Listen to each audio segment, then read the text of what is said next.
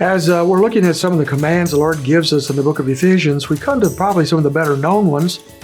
In the end of chapter 6, we're going to spend 2 days on this particular set of instructions and commandments.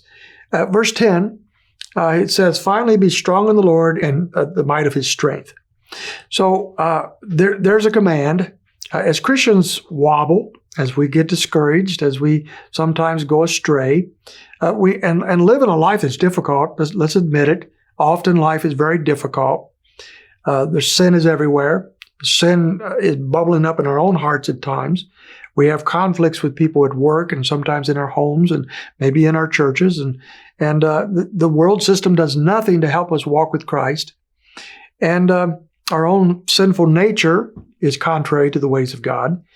But we have another great enemy, and that's the one he's pinpointing here at the end of chapter 6 of Ephesians. And that is the enemy of the devil himself. The devil's real. He's a spiritual being. He's a being that has great power. He's not omniscient. He's not omnipotent, but he has great power and great wisdom. And he hates God and he hates you. And he will do whatever he can to bring problems into your life to destroy you if he can. As a matter of fact, we're told in another passage of Scripture that he's seeking someone to devour. He's trying to gobble up and destroy God's people. And so it's a wonderful command we're given here. Be strong in the Lord and in the might of his strength. So our strength is going to come from him, not from us. If we think we can go toe-to-toe with the devil, we are going to fail. We do not have the strength to stand against him very long. He will defeat us every time. And so our strength comes from God. And so he commands us to be strong in the Lord and in his strength. How do we do that? Now we have this beautiful metaphor, one of the best known metaphors perhaps in the New Testament. We talk about this a lot. We teach our children about the armor of God and have illustrations of that. We do VBS in Sunday school. But we want to go beyond simply the interesting metaphor. And we want to be able to actually put on the armor of God. And so let's take a quick look today. Put on the full armor of God. So in other words, the Lord has given us means by which we can protect ourselves from the power and the influences of demonic beings. Put on the full armor of God so that you may be able to stand firm against the schemes of the devil. So our goal here is to stand firm.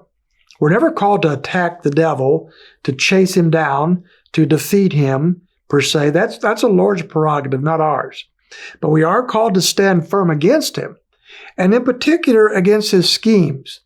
As we see throughout the New Testament, his principal means of destruction of the people of God or even the unbeliever is deception. He schemes. He has unbelievable abilities to trick us and to take us in the wrong directions. And so we want to have his armor to stand firm against the schemes of the devil. And he says here, for our struggle is not against flesh and blood, but against the rulers, against the authorities, against the world forces of this darkness, against the spiritual forces of wickedness and heavenly places. So I want you to note here that every one of these descriptions of the enemy that we're looking at here is spiritual powers that we cannot even see. These are spiritual forces of wickedness and heavenly places. That is, they have their realm in the spiritual world. They roam the earth.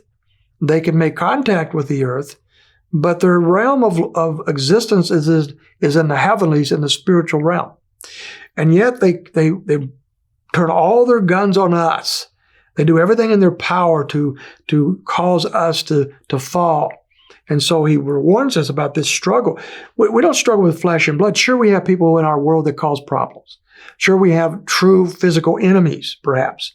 We see these things around us. We see our own battle within our own hearts. But when it gets down to it, we have these great battles with spiritual forces of darkness in heavenly places. And therefore, if we're going to have any form of victory against these powers, these spiritual forces, we have to have spiritual power. Not physical power alone, but spiritual power. And so he goes on then in verse 13, that we'll look at tomorrow, to talk about this armor he gives us to win the victory over these spiritual forces. So you join us tomorrow as we look at a few of these pieces of the spiritual armor God gives us.